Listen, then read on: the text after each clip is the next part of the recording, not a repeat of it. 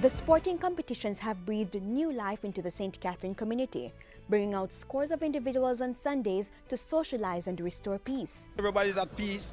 Big Lane and Little Lane that used to war, there are no war anymore, and I congratulate the police as well and the people who take part. Hear more about that effort to build peace in Central Village later in this edition of Jamaica Magazine. Thanks for tuning in. I'm Adrian Atkinson. Today we also highlight another top item on government's agenda, public sector transformation. Plus gather facts on the Global Logistics Hub initiative. After the break, Andrea Chisholm will have the top news stories, then we'll jump right into the features. Soon come.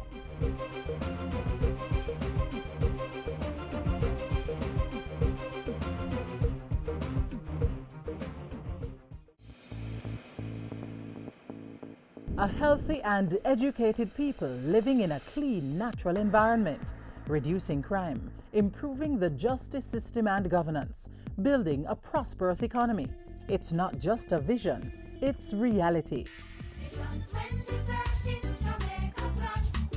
Learn about the plan. Join the vision. My country, Jamaica, has a rich heritage and is very unique. If we all pull together, we can make it the place of choice to live, work, raise family, and to do business. For more information on Vision 2030, call the Planning Institute of Jamaica or visit vision2030.gov.jm, your parish library, school library, or the Jamaica Information Service.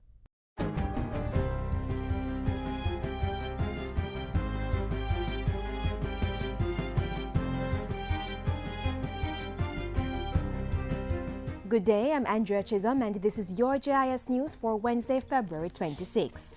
Government has reduced the 2013-2014 budget by about $20.2 billion.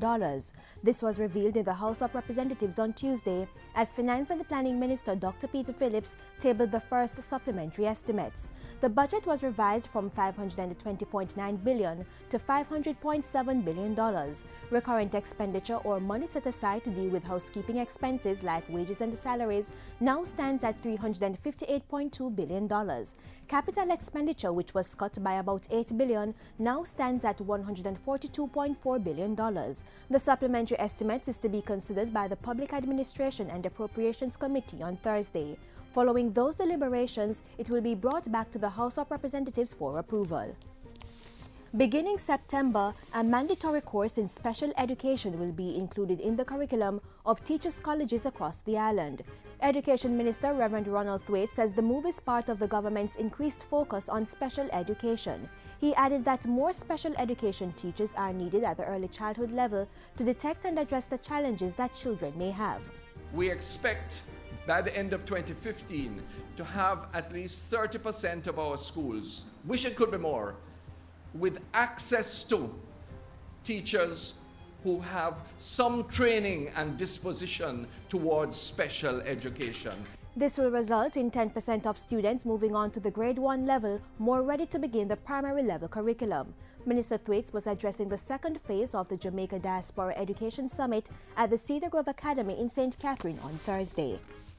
Greater protection is coming for persons with disabilities as the draft disabilities bill is to be tabled in Parliament soon.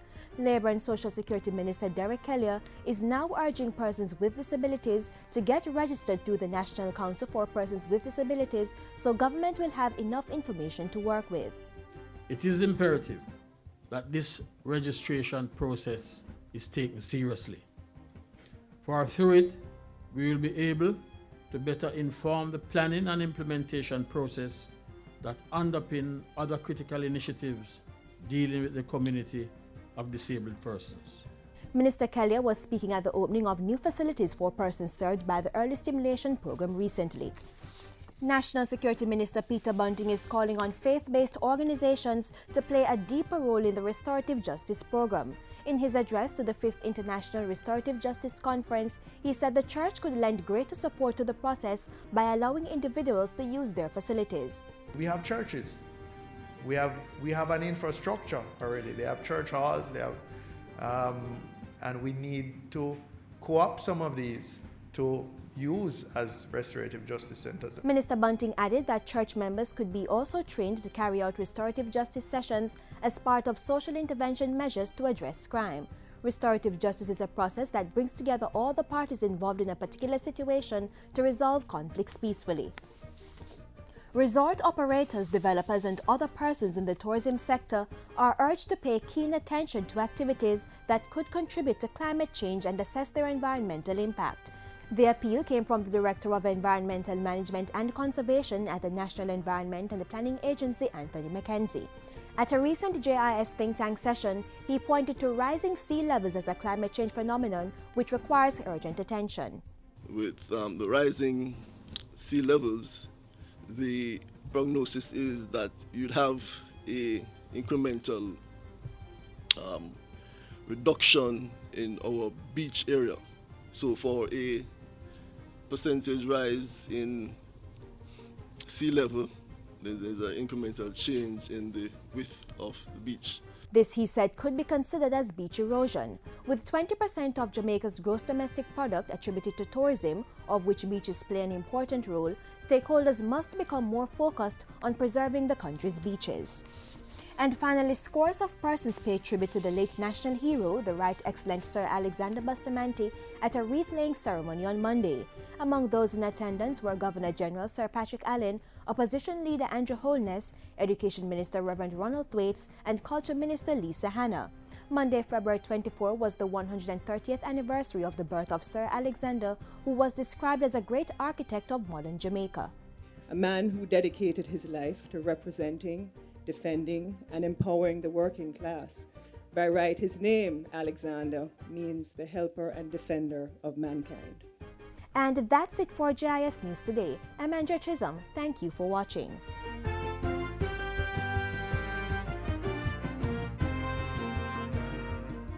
March 15. March 15. Employers, employees, and self-employed persons, take note. March 15, 2014 is the deadline to file your income tax returns for 2013-2014. Visit your local tax office or get 24-hour access by registering online at jamaicatax-online.gov.jm. Remember to use the correct form.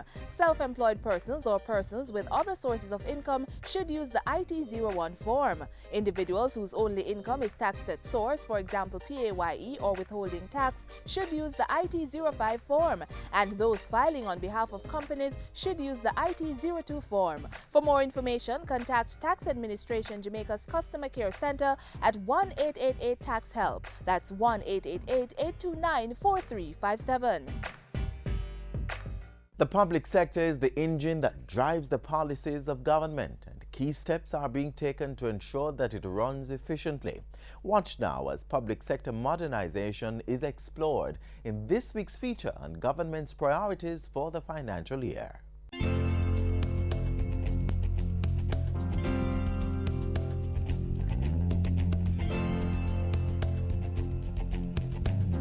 Government, through its public sector modernization program, has been pushing forward to engineer a Jamaican public sector that's service-oriented, efficient, and productive.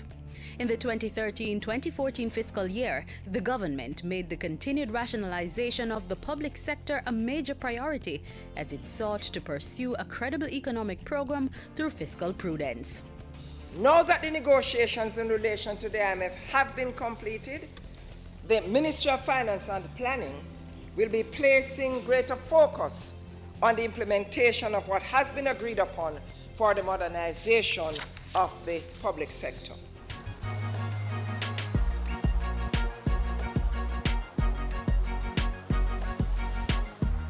As part of the 4-year extended fund facility with the International Monetary Fund, government committed to reducing the size of the public sector wage bill to 9% of what the country earns by March 2016. And to reach that goal, government is implementing a public sector efficiency program paid for with a $3.39 billion loan and non-reimbursable financing agreement. The contract and loan agreement were signed in mid-February 2014. The 5-year public sector efficiency program covers the design and implementation of an integrated IT-based human resource management system, information and communications technology management, and public sector control systems and accountability mechanisms. So we can know at the touch of a button how many people are employed to the government of Jamaica, in what capacities and with what qualifications and for what duration and with what benefits that should flow. With a greater focus on the ease with which public entities do business, the efficiency program will look at streamlining the business registration process and implementing the Public Financial Management Reform Action Plan. In particular, the Government Electrical Inspector's Office, we want to ensure that this particular potential bottleneck is removed. We are also going to be directing resources to the Companies Office of Jamaica and to eGov Jamaica as part of this overall system. The public sector transformation, Mr. Speaker, that we are actively working towards revolves around 4 essential focal points. Our public sector must be people-friendly. Our public sector must become more business-friendly. Our public sector must be driven by a culture of productivity and the use of technology. Our public sector must become growth-oriented. Signaling commitment to this goal, the government in January 2014 appointed Venice Pottinger-Scott as Director General of Public Sector Transformation and Modernization in the Office of the Cabinet. Mrs. Pottinger-Scott took over responsibility from the Amalgamated Public Sector Modernization Division and the Public Sector Transformation Unit, the PSTU. The Public Sector Transformation Committee replaces the Consultative Monitoring Group, which was headed by banker Peter Moses.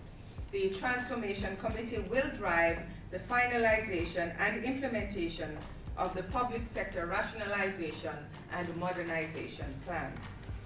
That committee's appointment became effective on February 3 and will serve for 2 years. In the 2013-2014 fiscal year, the government continued to act on recommendations from the 2011 Public Sector Master Rationalization Plan, among them cutting red tape by encouraging public servants to improve service delivery. Getting the public service to address the matter of doing business is the first order of public sector reform. And with that in mind, the Office of the Cabinet is far advanced on a second one-stop import-export inspection center to be located in Montego Bay, complementing the one in operation at Berth 11 in Kingston. In regard to subdivision and building applications, the application and data automation Amanda system in the Portmore municipality is nearly completed. This Amanda system has been installed in 8 local authorities and will be rolled out to all local authorities and other key referral agencies by April 2015. The Public Sector Modernization Division has also facilitated help desks in the Clarendon, Trelawney, and St. Elizabeth Parish Councils. The government has also been rewarding public sector entities that have been giving excellent service. Agencies at the top of their game were recognized at the 7th Biennial Public Sector Customer Service Awards ceremony held in 2013. As the largest employer of labor, we must ensure that the public sector leads the thrust towards increased productivity and quality delivery of service in Jamaica. It is essential that you perform your duties in a courteous, compassionate, professional, and efficient manner. Cutting red tape in a service-driven, fiscally conservative public sector, a vision for the future being aggressively pursued by the government. And from all indications, the vision is closer to becoming a reality.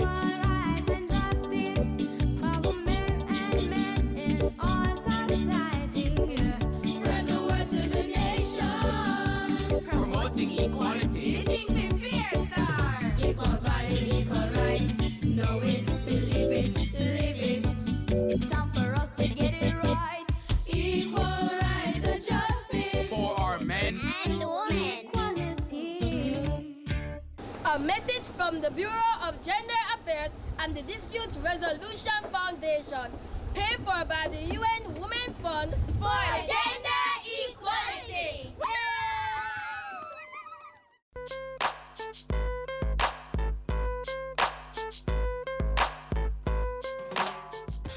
The logistics hub is not a physical space, it's a concept. And that is one of the most important facts to know about government's proposed logistics hub for Jamaica.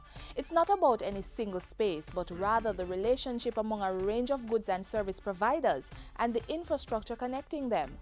Fact is, it's the interconnectivity among various industries that will transform the country into the fourth major node in the global logistics chain. So what of the Goat Islands, that area located in the Portland Bight protected area? Goat Island, if it happens, is not the logistic hub. It will be an important element of the logistics hub. China Harbour Engineering Company, CHEC, is proposing to establish a transshipment port on parts of the island. But for that decision to be made, that's a whole of country decision, not just a cabinet. In fact, it will take a national effort to transform Jamaica into a global logistics hub. But government has to take the lead on implementing certain critical elements. Our road network must be linked and upgraded to accommodate easy travel of goods and people across the country. The port should be expanded to allow access to the biggest ships, and holding areas will be needed for dry goods such as cereals, wheat and grains, which will be offloaded in Jamaica to be shipped to other countries. If we examine the operations of the other three superpowers in the global logistics chain, Singapore, Rotterdam and Dubai, it's clear we must also establish special economic zones. These countries have provided employment for thousands of their citizens through this venture, and the Jamaican government is looking to emulate their success. These special economic zones will cluster large transnational companies engaged in a variety of logistics activities, warehousing and manufacturing logistics, that add value to semi-finished or intermediate goods that are destined for global markets. As many as 16 SEZs are contemplated to be spread across the country, connected with each other, linked with the port community system, and connected to the world.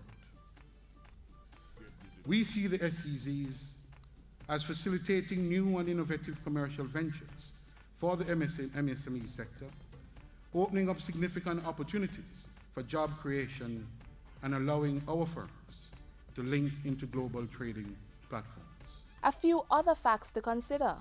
The Jamaica Logistics Hub seeks to take advantage of the imminent widening of the Panama Canal, scheduled for practical completion in April 2016. 90% of the world's trade is done by ships, and the expanded canal will bring more and larger ships through the region. The Jamaica Logistics Hub has the potential to catalyze several export-driven manufacturing and service industries.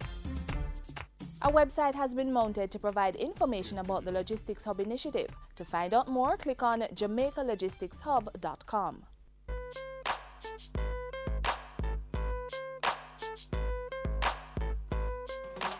I needed help to expand my business, but the banks only wanted to be up in my business. The high interest rates were killing my business, and they're never really business with my business. At the Exim Bank, we have your business needs covered. Our application process is easy, and we provide loans at competitive rates for the productive sector. From renewable energy projects and working capital to plant upgrades or expansion and export financing. Come in and talk to us today. The Exim Bank. On the road to success, you are going to want us in your business.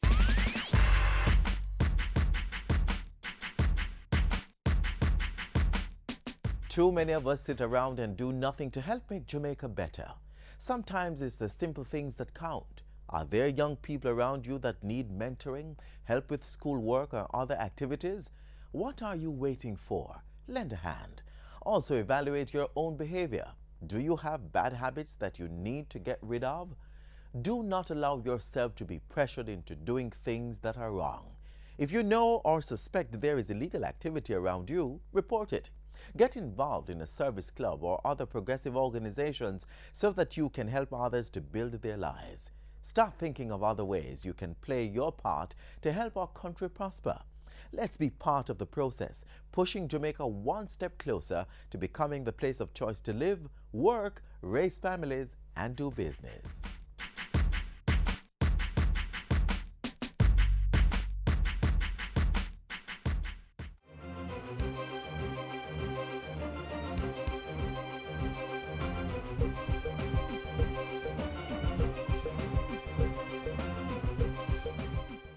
There's evidence of positive action and efforts to change lives all around us. The Ministry of National Security, through its Unite for Change initiative, has been pushing a number of activities to achieve the ultimate goal of a safer, more peaceful Jamaica.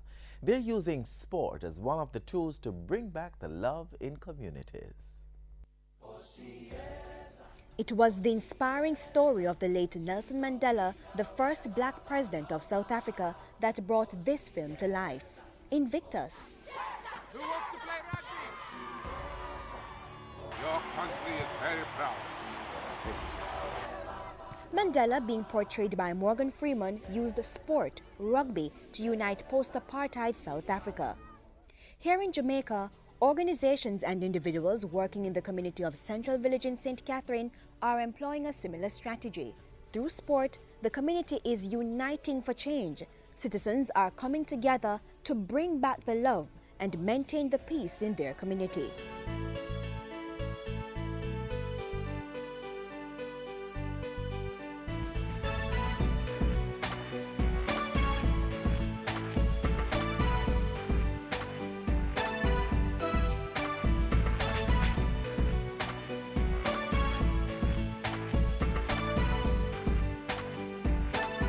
The Ministry of National Security has taken note of Mandela's words. Sport has the power to change the world, to inspire and unite people.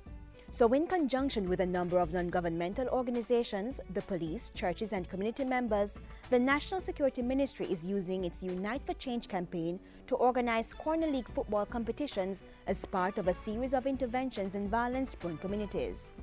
Central Village is one such community moving full speed ahead with the initiative, organizing Football Sundays, a combination of football, netball and counseling sessions for children to promote peace in the community. I came here at first and saw this field, and I know this field. This field was a battlefield instead of a play field. But things have changed for community members. The field is now what they term a business field for teams participating in the 7-a-side knockout competition. Each team enters with $1,400 and the winner receives $15,000, bragging rights, and the Unite for Change trophy from the Ministry of National Security. You're stupid now. Oh, still cool, man. Here's Alden in a shot. The football teams in Central Village are apparently huge fans of popular clubs in Spain's La Liga football competition and the English Premier League in England. They proudly sported the jersey templates of teams like Real Madrid, Barcelona, Manchester City and Arsenal. But of course, they have their own unique names: Image, Riverbank, Macatree, Slash Anytime and River Plate, just to name a few. They may not have much in terms of infrastructure, and some may be physically challenged, but they are not deterred. All are determined to do great things with little. Just ask this 14-year-old captain. We play good. Which position you play? Forward. I would like to compete. I would love winning. Here is Grandmouth. Oh! Grandmouth scored that one! The females in Central Village have also risen to the occasion, forming special bonds through a game of netball. The sporting competitions have breathed new life into the St. Catherine community, bringing out scores of individuals on Sundays to socialize and restore peace. Even the animals seem contented. Everybody's at peace. Big Lane and Little Lane that used to war, there are no war anymore. And I congratulate the police as well and the people who take part. It's wonderful. We can come out, we can have fun. We can just do about what the Lord has set us to do on earth. Enjoy ourselves and be glad and happy. Boys and girls who normally used to be involved in, hating each other, cursing, fighting and all these things, have been united since this. So it's something that is very good for the community.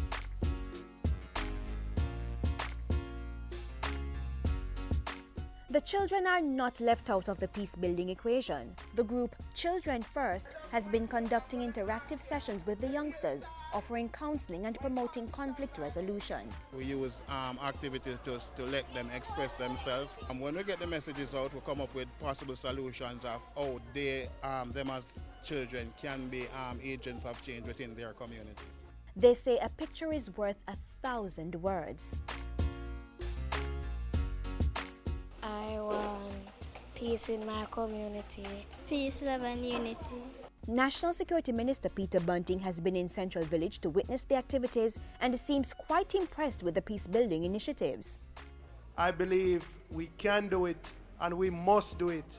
Otherwise, we're not going to get the type of development that we need to create jobs and get prosperous communities going. The goal now is to sustain the program, and that's where the Citizen Security and Justice Program CSJP will come into play.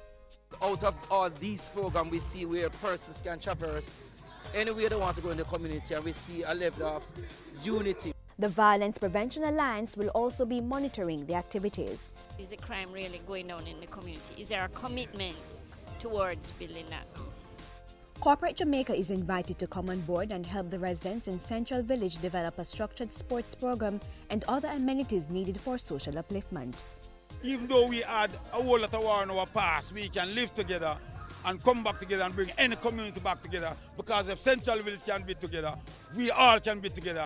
Central Village in St. Catherine, uniting for change, using sports and counseling sessions to bring members together and promote peace in the community.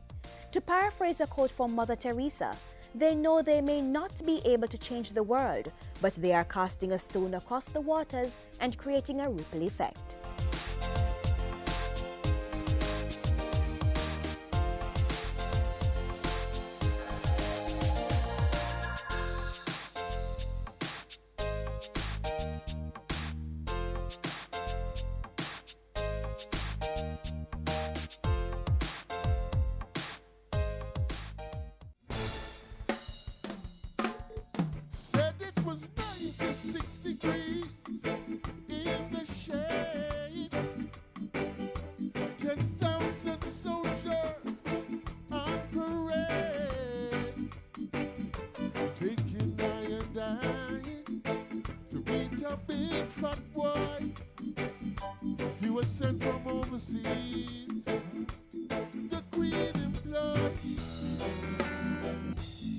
Some may suffer and some may burn, but I know one day my people they'll learn.